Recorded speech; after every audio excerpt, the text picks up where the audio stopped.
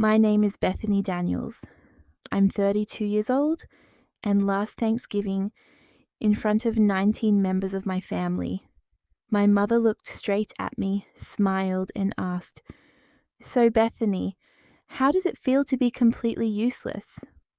She was holding a glass of my sister's expensive wine and carrying a brand new designer bag, while I was sitting there in an old sweater after working another night shift at the children's hospital. Everyone at the table went quiet, waiting for me to break down, but what my mother didn't know was that 48 hours earlier, I had quietly ended a secret I had kept from my entire family for 6 years. A secret that had cost me more than $100,000. A secret that had kept me living in a tiny studio apartment, driving a car with nearly 200,000 miles on it, and watching every dream I had disappear month after month. I looked at my mother that Thanksgiving night and calmly said, "Actually, Mom, I feel pretty good, especially since I stopped paying your rent." My father's chair scraped violently across the floor as he stood up. His face went pale. "What rent?" he shouted. My mother's smile disappeared instantly. My sister stopped eating, nobody moved, and in that moment the secret I had protected for 6 years exploded across the dinner table. But the shocking part wasn't that my mother had been taking my money. It was where that money had really been going. What my father had secretly given her after their divorce. What my sister discovered in her own bank records. And why my mother had been so desperate to keep all of us from comparing notes. To understand how I ended up sitting at that Thanksgiving table with my entire family staring at me, you need to know what my life looked like before everything fell apart. I had been a pediatric nurse for 9 years, mostly working night shifts at a children's hospital in Dayton, Ohio. I was good at my job. I could calm terrified children, start IVs on screaming toddlers, and stay awake through shifts that seemed to have no ending. But somehow, when it came to my own family, I couldn't see what was happening right in front of me. I lived alone in a small studio apartment with a 2-burner stove, a refrigerator that made strange noises, and a window facing a parking lot. Most nights I ate eggs over rice because they were cheap, quick, and easy after work. I drove an old car with 190,000 miles on it, and the check engine light had been glowing for so long that I had almost started thinking of it as part of the dashboard. But I had one dream, a small house, nothing fancy, just 2 bedrooms, a little kitchen, a patch of grass where I could grow tomatoes, and most importantly, a front door that belonged to me. For 6 years I had been saving for that house. Every month I transferred money into a savings folder I had named Front Door Fund. I had calculated everything carefully. 6 years of double shifts should have given me enough for a solid down payment. But every month, at exactly 6 o'clock in the morning, money quietly disappeared from my account. I had scheduled the transfers for that time because I was usually already at work. I thought that made it easier. I didn't have to watch the money leave. Looking back, I realized that was the first sign that some part of me already knew I was doing something I couldn't defend. Because the money wasn't going toward my future, it was going to my mother. Her groceries, her car insurance, her rent, her bills. For 6 years I had been quietly financing the life she wanted while telling myself I was simply being a good daughter. It started when I was 26, 2 years after my parents divorced. One night, my mother called me over and sat me down at her kitchen table. She was crying so hard that her mascara had run down her face. She told me my father had left her with nothing and that she had only $11 until payday. I believed her. I loaded money onto her grocery card. Then, a year later, her car insurance was about to lapse, so I paid it. Then came another emergency, then another. Eventually, she found an apartment she loved, but she couldn't qualify for it alone. So I signed as her guarantor. Her rent became another automatic payment from my account. When she made me sign the papers, she grabbed my wrist and looked directly into my eyes. "Bethany, you cannot tell your father," she whispered. "You cannot embarrass me in front of this family. This stays between us." I agreed because I thought I was protecting her dignity. I didn't realize I was protecting a lie. 6 years passed. I kept working, I kept paying, I kept postponing my own life. And every time I tried to talk to my mother about money, she made me feel guilty for even asking. If I suggested creating a budget, she would look offended and say, "Budgets are for poor people with small minds." If I asked to see a bill, she would cry and accuse me of treating my own mother like a criminal. And if I pushed too hard, she always had the same weapon. She would put her hand against her chest, remind me of the one night she had gone to the hospital for high blood pressure, and whisper, "Do you really want to be the reason I'm back there?"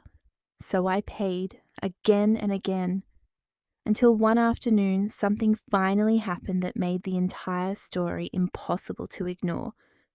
My mother called me during my shift and said there was another emergency. Her car insurance was about to lapse.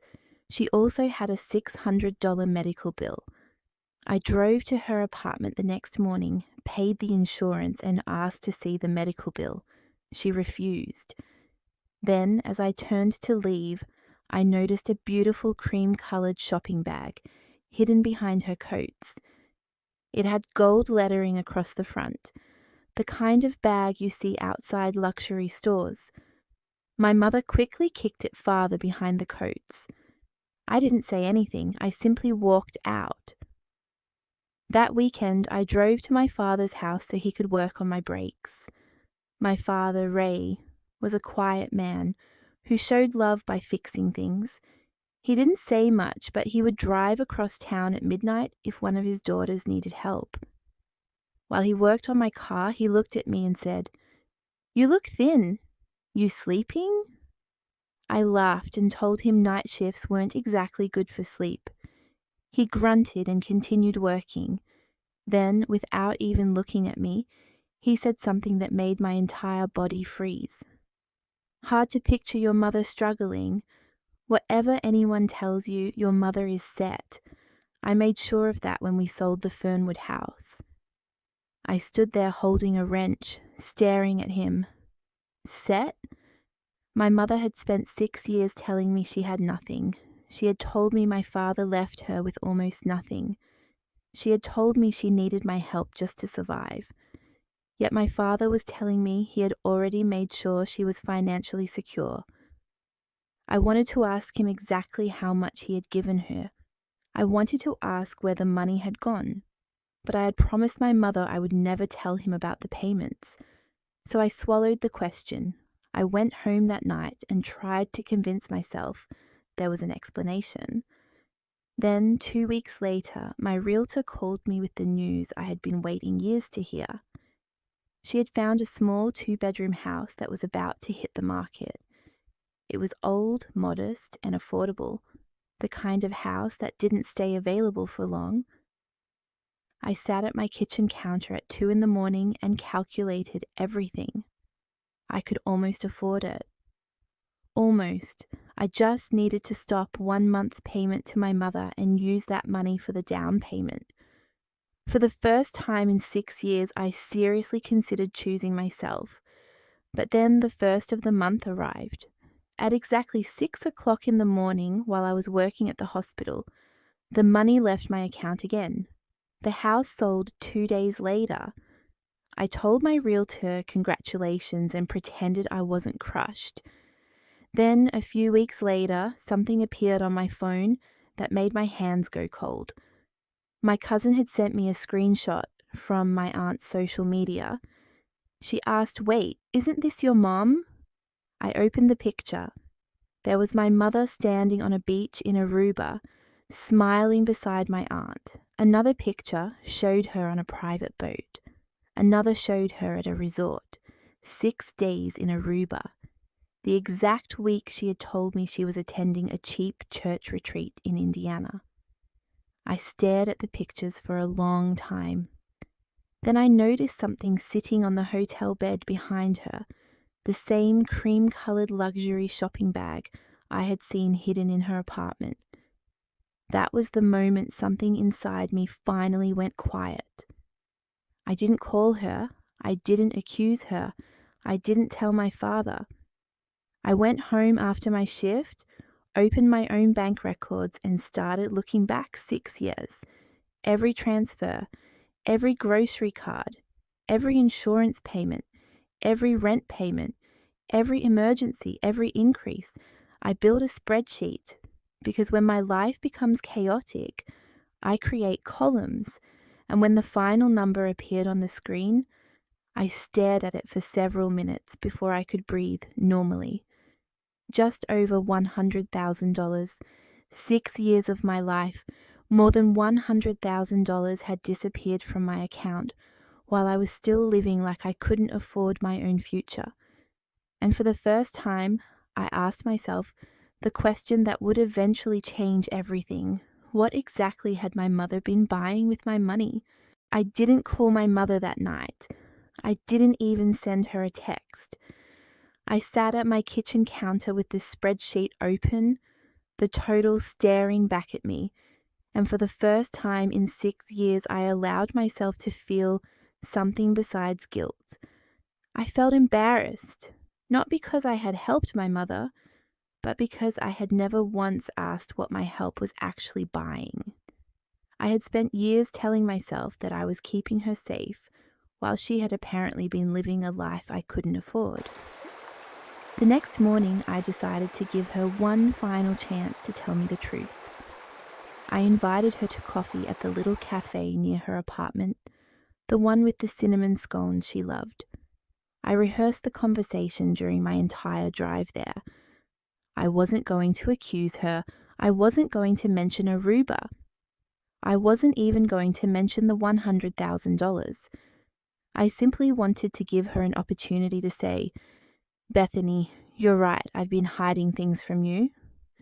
When she arrived, she looked completely relaxed. She ordered a latte, smiled at me, and asked how work was going. I waited until the waitress left before saying, "Mom, I'm worried about how the money is working. I think we need to sit down and make a real plan." Her expression changed immediately. She gave me a small, wounded laugh and said, "Oh, I see, you're counting now." I didn't answer. She stirred her coffee slowly. "Love keeps score, Bethany. Is that what we're doing?" I told her I wasn't trying to attack her. I wanted to help her become financially independent. She leaned back and said, "Independent after everything I've done for you?" Then she reminded me of the bike she bought me when I was 9. She reminded me of school clothes, birthdays, church events, and every sacrifice she claimed she had made for me. I listened quietly. Then she suddenly smiled again and said, "Anyway, Christmas is coming. I'll need about $800 for gifts." I looked at her. "For gifts?" She shrugged. "Unless you want your mother to be the only person with nothing under the tree." Something inside me finally broke. Not loudly, not dramatically, just quietly. For 6 years, every emergency had somehow become my responsibility. Every problem became my bill. And now she wasn't even pretending that this was about survival. I looked at her and said, "Let me think about it." The silence that followed told me everything. She wasn't used to me thinking. She was used to me paying. Within 48 hours, the family phone tree started. My Aunt Carol called me crying, saying my mother was devastated because I had apparently snapped at her over money. My sister Monica texted asking what had happened because Mum was calling everyone and saying I had changed. Nobody asked me what had actually happened. They simply repeated the version my mother had given them. That night at the hospital, I found myself thinking about a 6-year-old patient whose mother had been sitting beside his bed for 3 nights. She was exhausted, but she refused to leave him. When I walked into the room at 2 in the morning, she was asleep in a chair with one hand resting gently on her son's ankle. She wasn't keeping score, she wasn't asking what he owed her, she was simply there. I stood in that doorway for a long time and something became painfully clear. I had confused love with obligation. The next morning, instead of sending my mother her usual payment, I did something small but terrifying. I stopped the automatic transfer. I didn't tell her. I didn't announce it to the family. I simply switched it off. For the first time in 6 years, my money stayed in my account. Then I drove to my mother's apartment to deliver her groceries myself. While I was there, I noticed something that made my stomach drop. Her car was parked outside. It was not the old car I had been paying insurance for. It was a brand new SUV with dealer plates still attached. My mother saw me looking at it and immediately said, "The old car wasn't safe." I stood there holding her groceries while she explained that she had needed something reliable. I didn't ask how she had paid for it. I didn't need to. I finally understood that my mother wasn't drowning. She had simply built a lifestyle where someone else was responsible for keeping the water away. And that someone had been me. That afternoon, I went to the leasing office at her apartment complex. I was still the guarantor on her lease, so I had a right to know exactly what I had signed. The leasing manager, Ms. Alvarez, smiled when she saw me. She pulled up my mother's account and casually mentioned something that made my blood run cold. "How's everyone enjoying the upgrade?" she asked. "The 2-bedroom with the den and the garage?" I stared at her. "Upgrade?" She nodded. "About 14 months ago, she moved from the 1-bedroom. I thanked her and walked outside. The extra rent wasn't a building-wide increase. It wasn't inflation. It wasn't some unavoidable emergency. My mother had voluntarily moved into a larger apartment with a den and a garage, and I had been paying the difference every month without even knowing. I sat in my car and stared through the windshield. Then my phone buzzed. It was my realtor, Janet. She had sent me another listing. A small yellow house on Cedar Lane, 2 bedrooms, old kitchen, crooked mailbox, nothing fancy, but it was affordable. I drove there without thinking. When I stepped inside, the afternoon sunlight came through the kitchen window and fell across the empty dining room. For the first time, I could actually imagine myself living somewhere instead of surviving somewhere. Janet looked at me and smiled. "Beth, I think this is the one." I looked through the front window at that crooked mailbox and quietly said, "Give me until December." I didn't know exactly how I would afford it yet, but I knew one thing. I was done sacrificing my future for a life my mother had chosen for herself. And then, just when I thought I finally understood the whole story, I found something in my mother's apartment that changed the meaning of everything I had believed about her for the last 30 years. When I returned to my mother's apartment that evening, she wasn't home. I had only gone there because I had forgotten my phone charger in the kitchen, but as I stepped inside, I noticed something I had never seen before. The front door to the den was slightly open. My mother always kept that room locked, claiming it was where she stored important paperwork. I had never questioned it because I respected her privacy, but that day something made me stop. I pushed the door open and found shelves filled with folders, receipts, bank statements, travel documents, and shopping bags. I wasn't looking for evidence anymore. I was looking for the truth. I opened the first folder and immediately saw my own name. Inside were copies of every payment I had made to her over 6 years. But next to each payment, my mother had written notes. Rent, groceries, emergency, car, medical. At first, everything looked normal. Then I noticed something strange. Several payments were marked with a small red star. I followed the dates and realized they all happened within days of large purchases. One payment of $2,400 from me was followed by a $2,100 jewelry purchase.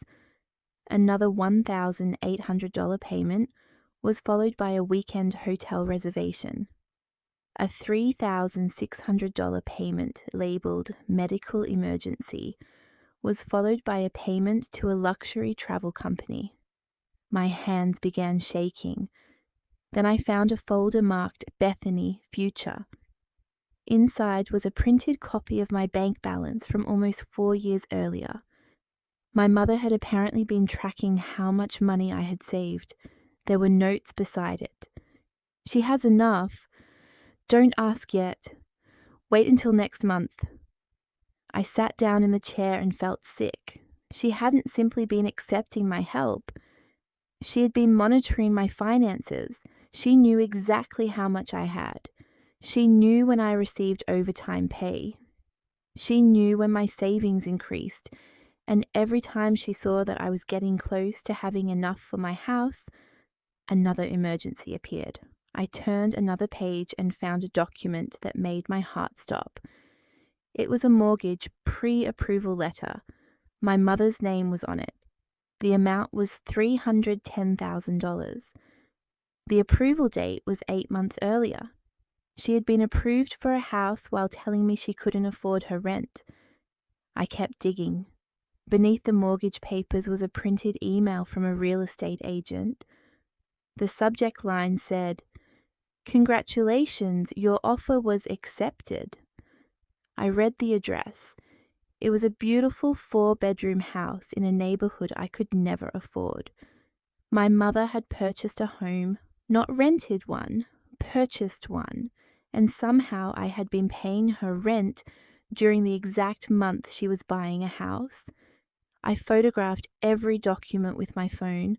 Then I heard the front door open. My mother called my name. "Bethany!" I quickly put the papers back exactly where I'd found them and walked out of the den. She looked at me suspiciously. "What are you doing here?" I told her I had forgotten my charger. She stared at me for several seconds before smiling. "Of course." I picked up the charger and left. I didn't confront her. I went straight to my father's house. When I showed him the mortgage documents, he looked genuinely shocked. I never knew she bought a house. I asked him how much money he had given her after their divorce. He was silent. Then he walked into his office and returned with a folder. He placed it on the table and said, "I gave your mother $180,000 when we separated." I stared at him. $180,000? He nodded. It was her share of the house and retirement settlement. She also received the investment account we had together. I asked why he had told me she had nothing. He looked confused. "I never told you she had nothing. Your mother told you that." I felt my face go cold. My father opened the folder and showed me the settlement agreement. Everything was documented. My mother had received far more than I had ever known. Then he showed me something else, a bank statement. 6 years earlier, my mother had transferred $75,000 from her settlement account into a private investment account. The account was still active. I stared at the numbers. So she had money the entire time. My father nodded slowly. Yes. Then he looked at me and asked the question that neither of us could answer. Why would she take your money if she already had enough? I didn't know, but when I returned home that night, I found an answer waiting in my email. It was from an unknown address. There was no greeting, no explanation, just one sentence. Your mother didn't need your money, she needed you to believe she did. Attached was a single photograph. It showed my mother standing beside the same real estate agent from the mortgage documents. But they weren't outside the house. They were standing in front of a bank, and in my mother's hand was a folder with my name clearly printed across the front. I zoomed in on the photograph. Beneath my name was a word that made my stomach drop. Beneficiary. The word beneficiary kept flashing through my mind. I zoomed in on the photograph, again and again, trying to understand why my name was on a folder at a bank I had never visited. I called the unknown number that had sent me the picture, but it went straight to voicemail. Then another message arrived. Don't confront your mother until you know what she signed. I immediately called my father. When I told him about the photograph, his voice changed. Bethany, listen to me. Your mother cannot have access to your accounts unless you gave her permission. I told him I hadn't. He was quiet for several seconds before asking, Did you ever sign anything for her when you were younger? I remembered dozens of papers, apartment forms, insurance forms, tax documents, things my mother had told me were just routine. One memory suddenly stood out. 6 years earlier, when she first asked me to become her guarantor, she'd given me a thick stack of papers and told me to sign quickly because the landlord was waiting. I had signed almost every page without reading them carefully. I found the old copy in my filing cabinet and spread the documents across my floor. The lease was there, the guarantor agreement was there, and behind it was another page I had never seen. It wasn't a lease document. It was a financial authorization form giving my mother limited permission to communicate with a financial institution on my behalf. I stared at the signature. It was mine, but I didn't remember signing that page. I called the bank listed on the form. After several security questions, the representative told me something that made my hands go numb. My mother had used that authorization 2 years earlier to request information about one of my investment accounts. She had not withdrawn money. She had only requested statements. I asked why she needed them. The representative said they couldn't tell me. Then I asked one final question. Was there ever a beneficiary change? The woman paused. Yes. I felt the room become silent. When? She gave me the date. It was 3 months after my father had helped me open the investment account, and the beneficiary had been changed from my father to my mother. I couldn't breathe. I had never requested that change. My father hadn't requested it. Yet my mother was listed as the beneficiary. I immediately drove to the bank. The manager reviewed the file and confirmed that the change had been submitted through a financial representative using the authorization form. I asked for the representative's name. It was someone I recognized. Thomas Keller, my mother's financial advisor. The same man whose name appeared on several documents in her locked den. I asked whether he had contacted me directly. The manager checked the records. There was no record of a phone call, email, or in-person meeting with me. My mother had apparently used the old authorization to make changes without my knowledge. But there was something even more disturbing. The manager showed me a second document. It was an application for a life insurance policy worth $500,000. My mother was listed as the beneficiary. I had apparently been named as the insured person. I stared at the document. I never applied for life insurance. The manager looked uncomfortable. Then we need to investigate this immediately. I left the bank with copies of everything and called my attorney. She told me not to contact my mother. She also told me to freeze every account that could have been affected and remove every old authorization. By midnight, we had discovered 3 separate financial accounts where my mother had either requested information or attempted to change beneficiary details. She hadn't stolen my money directly. She had been positioning herself to control what happened to my money in the future. That was why she needed me to keep believing she depended on me, She wasn't simply taking my money, she was building financial access around me. But there was still one question I couldn't answer. Why? The next morning, my father called me before sunrise. His voice sounded shaken. "Bethany, I remembered something." I asked what. He said that during the divorce, my mother had demanded one particular condition in their settlement. She wanted control of a trust my grandmother had created for me when I was a child. My father had refused. The trust was legally protected until I turned 35. I had completely forgotten about it because my mother had always told me the trust was worthless and had been spent on my childhood expenses. But my father said that wasn't true. "Bethany," he whispered, "that trust should still exist." I checked my birth date. I was 32. 3 years remained before the trust matured, and suddenly the entire 6-year pattern made sense. My mother hadn't been trying to survive. She had been trying to keep me financially dependent until the day that trust became available. She knew exactly how much it was worth. She had been watching my accounts. She had been tracking my savings. She had been discouraging me from buying a house. She had been making sure I never became financially independent enough to question her. I asked my father how much the trust contained. He looked down at the documents in front of him and said, "Bethany, I don't think you understand. That trust is worth more than $600,000. And suddenly, the $100,000 my mother had taken from me didn't look like the main crime anymore. It looked like a 6-year investment in keeping me exactly where she wanted me. The next morning, I met my father at the bank with my attorney, and for the first time in my life, I saw the actual trust documents my grandmother had created when I was 6 years old.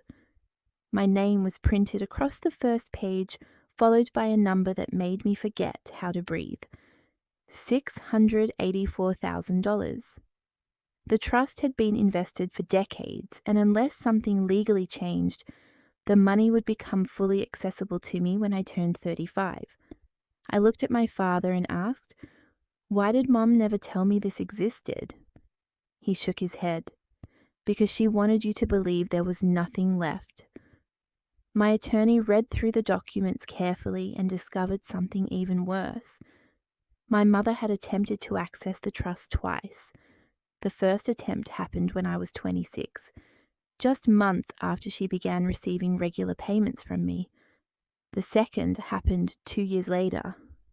Both requests had been rejected because the trust was protected. But the files showed that someone had contacted the trustee asking about beneficiary hardship. The contact information belonged to my mother.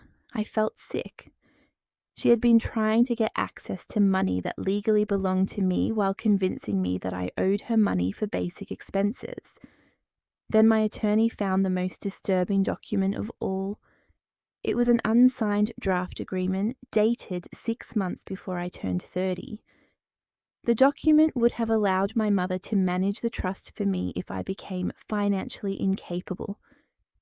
Attached to it was a letter from my mother claiming that I had a history of poor financial judgment and emotional instability. My attorney looked at me and said, she was preparing for the day the trust became available. I couldn't believe it. Then my father admitted something he had never told me. During my parents' divorce, my mother had tried to convince him that I was too irresponsible to control the trust. He had refused to support her claim. She had been furious. "She told me," my father said quietly, "that if she couldn't control your money, she'd make sure you never had enough confidence to control your life." Those words hurt more than anything else. Suddenly, memories I had ignored started connecting. Every time I mentioned buying a house, my mother warned me that I was not financially mature. Every time I talked about getting married someday, she said relationships were expensive and dangerous. Every time I talked about taking a vacation, she reminded me how much she needed help. And every time I saved more money, another emergency appeared. My mother had never needed me to be poor. She needed me to feel poor. She needed me to believe that I couldn't survive without her approval. I decided that day that I would stop playing her game.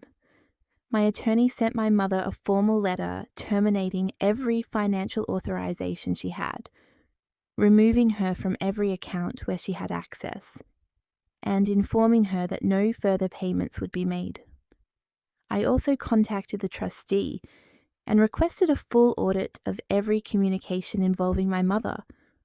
For 2 days, nothing happened. Then my mother called me. I didn't answer. She called again, then again. Finally, she left a voicemail. Her voice was completely different. No anger, no guilt, no crying, just fear. "Bethany, please call me. You don't understand what you're doing." I listened to it twice. Then another voicemail came through. "Your father is lying to you. That trust isn't what you think it is." I called my attorney. She told me not to respond. 20 minutes later, another message arrived. This time my mother sounded desperate. "If you open that trust, you will destroy this family." I stared at the phone. The family? What family had she been protecting while taking my money? I ignored the message. That evening, I drove to my father's house. He was sitting in the garage looking at an old photograph album. He opened it and showed me a picture of my grandmother holding me when I was 6. On the back, she had written a sentence in blue ink. "Bethany must never confuse love with debt." My father looked at me and said, "Your grandmother knew your mother would eventually try to control you." I asked him why he had never told me. He lowered his head. "Because I was afraid. I thought if I challenged your mother, she would use you against me." I understood his fear, but I also knew silence had allowed my mother to continue. We sat there quietly for several minutes. Then my father reached into the album and pulled out a second photograph. It showed my mother standing beside a man I didn't recognize. My father said, "There's one more thing you need to know." I looked at the photograph. "Who is he?" My father hesitated. "That man was your mother's business partner before the divorce." I stared at him. "What does he have to do with the trust?" My father shook his head. "I don't know, but 3 months before your mother first tried to access your trust, he disappeared." My stomach tightened. Disappeared? How? My father looked directly into my eyes.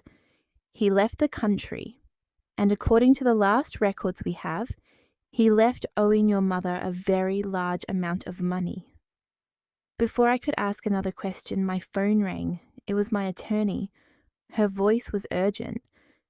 "Bethany, we just received the trustee's audit." I stood up.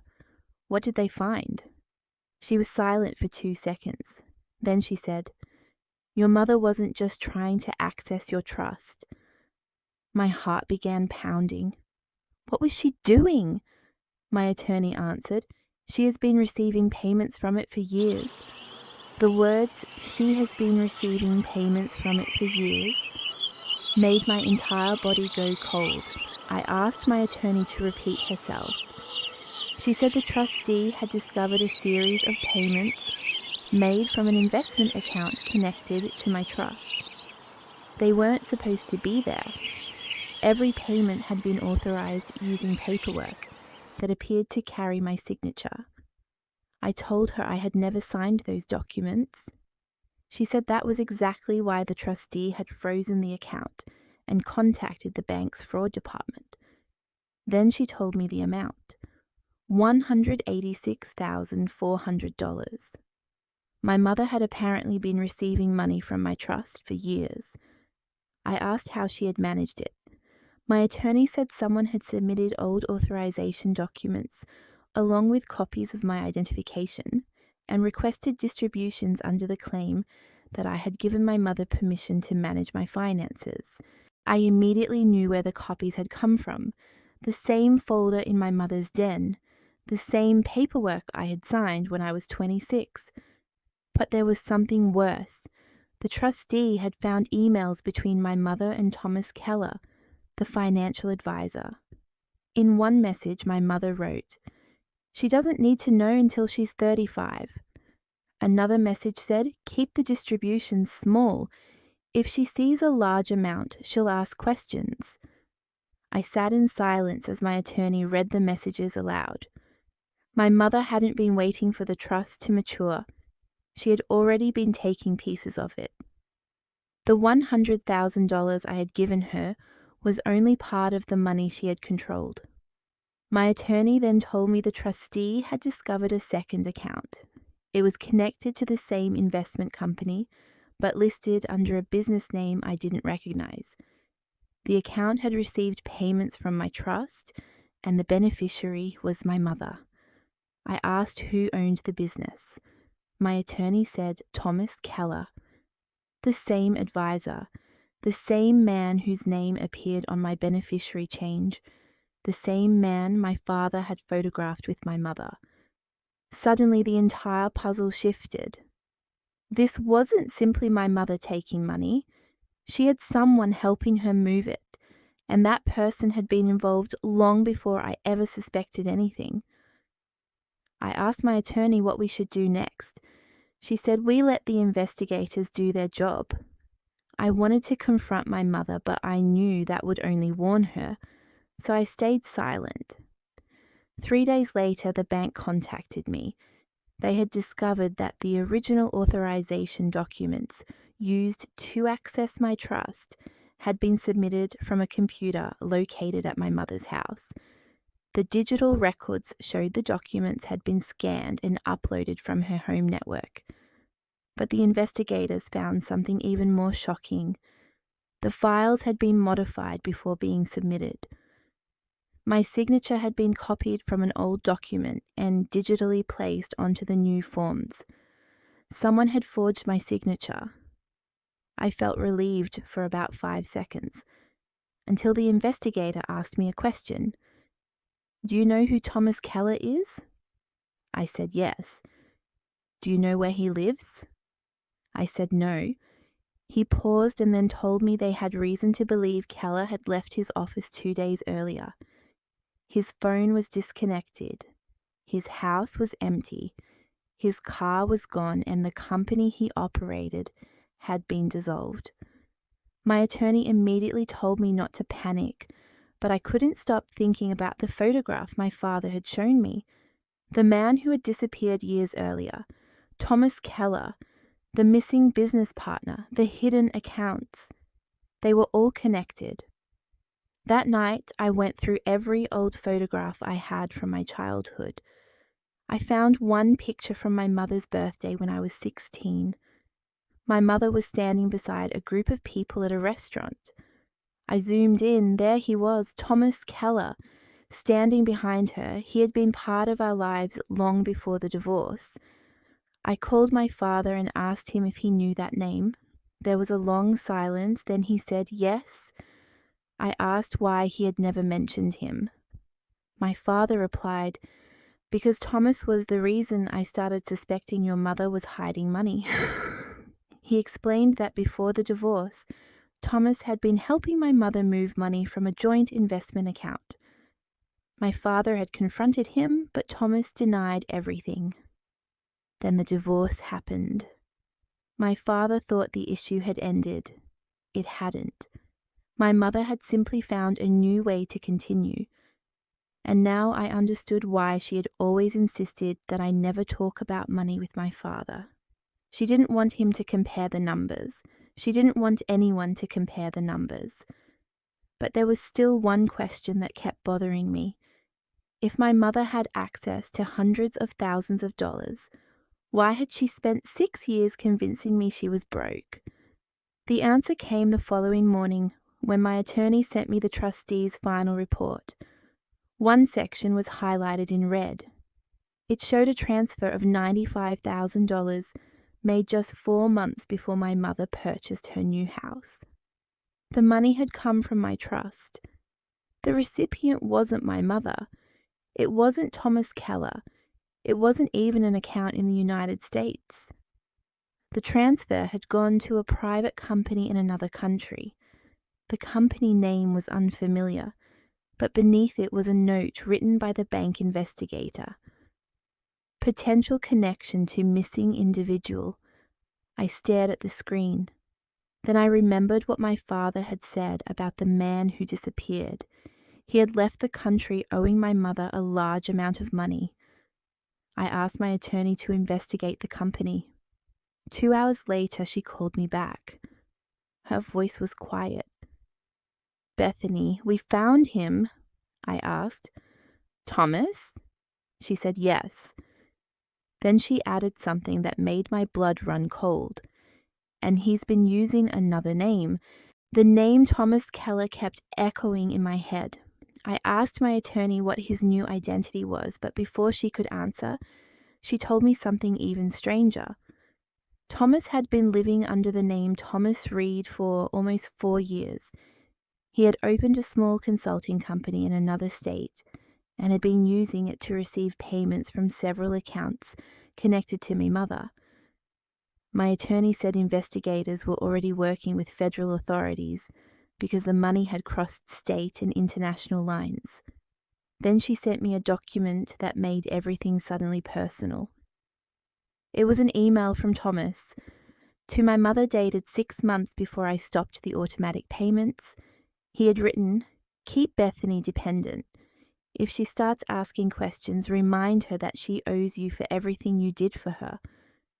I read that sentence over and over. My mother hadn't simply been manipulating me alone. They had discussed me like I was an account they needed to manage. Then I noticed the date. The email had been sent only 3 days after I had told my mother that I was thinking about buying a house. I called my realtor and asked whether she remembered telling anyone about my plans. She said no. I asked my father.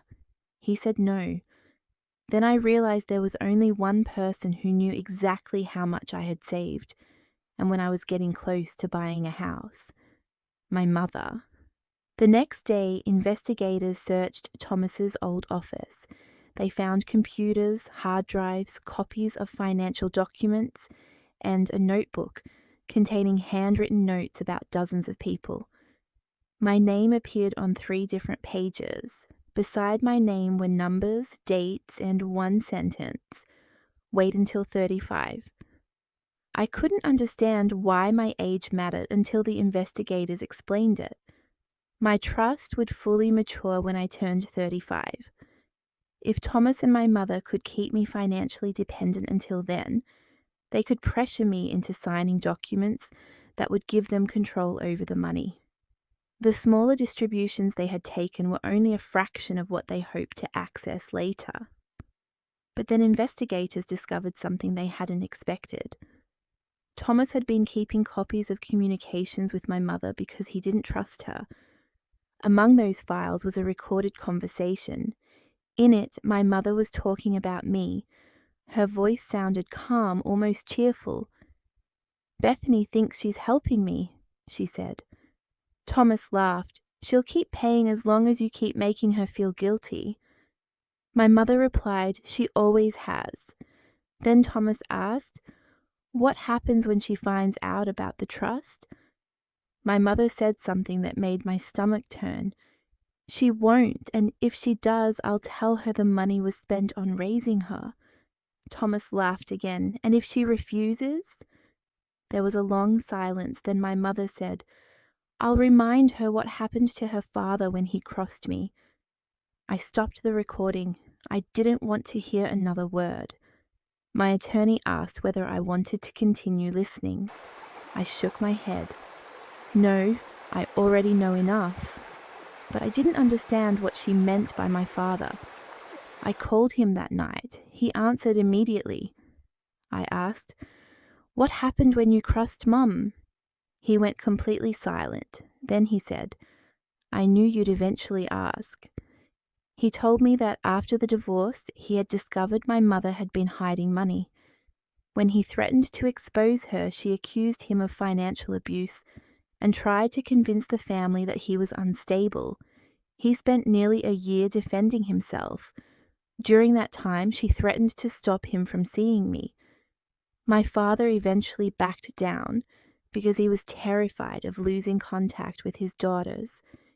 He had never told me because he didn't want me to hate my mother. I sat quietly on the phone.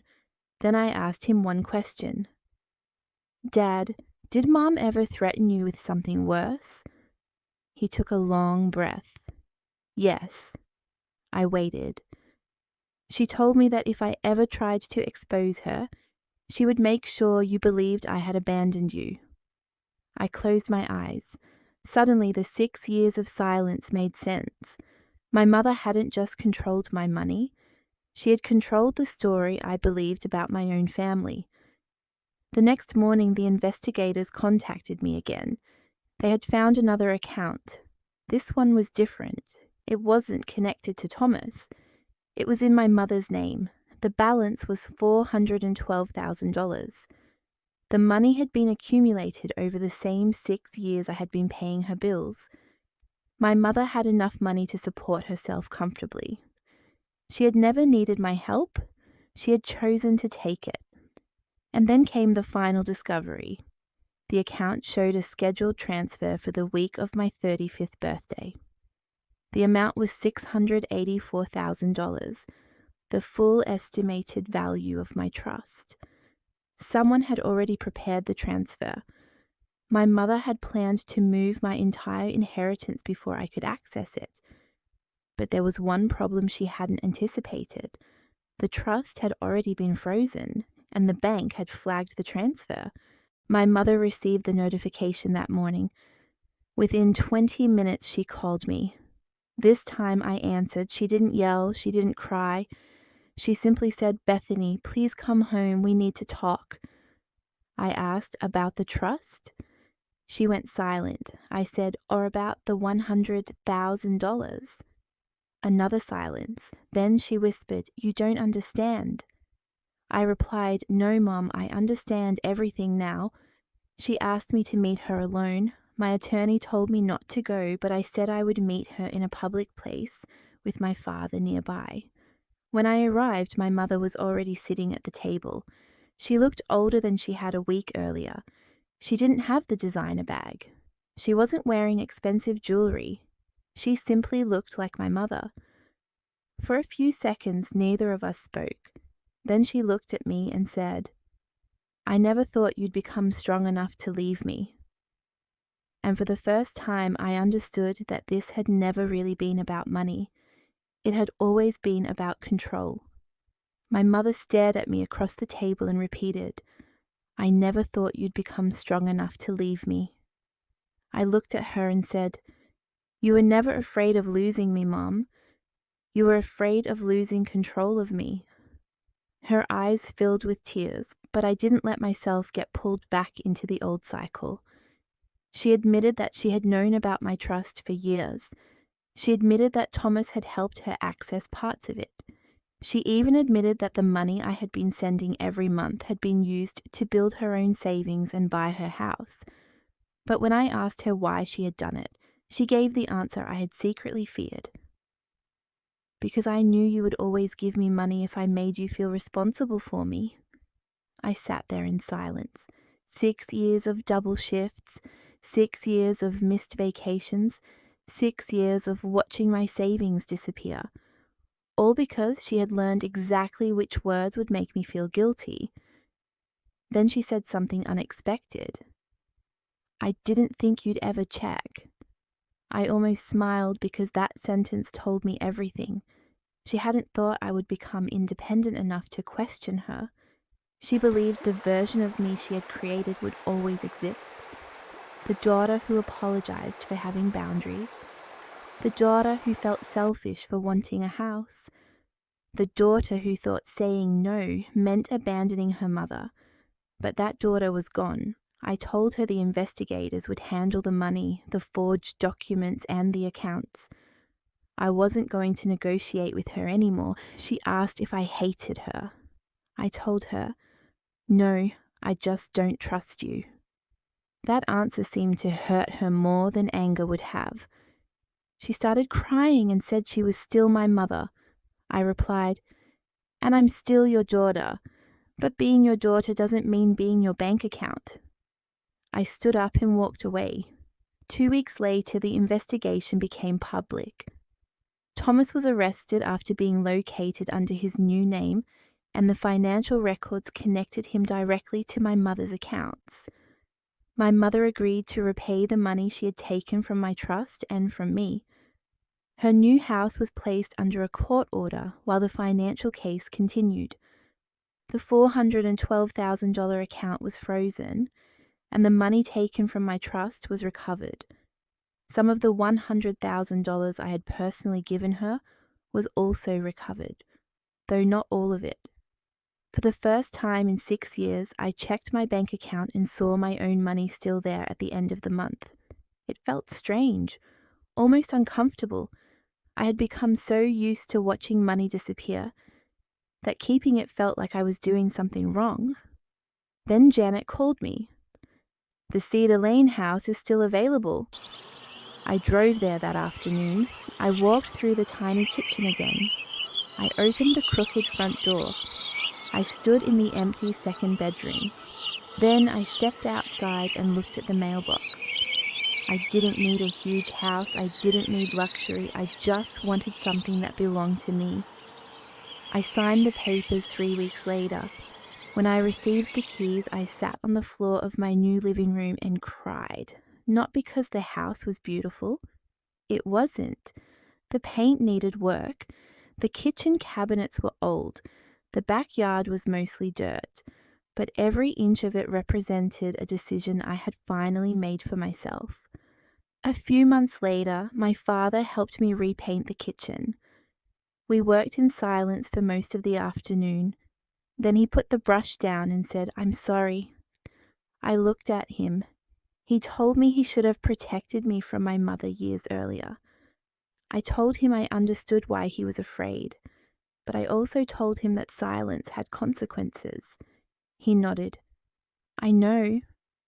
We didn't pretend everything was fixed, but we started rebuilding our relationship honestly. My sister eventually apologized, too. She admitted that Mom had tried to convince her I was selfish and financially irresponsible. She had believed it because she had never seen the numbers. Once everyone compared the facts, my mother's story collapsed. Thanksgiving came again the following year. This time I hosted it in my own house. There were 19 people around the table again, but the atmosphere was completely different. My mother wasn't there. The court had not yet restored normal family contact, and I wasn't ready for it anyway. My father sat at the head of the table, my sister was beside me, and my aunt brought the same expensive wine my mother had once been drinking. Halfway through dinner, my father raised his glass and said, "To Bethany." Everyone looked at me. He smiled and added, "For finally choosing herself."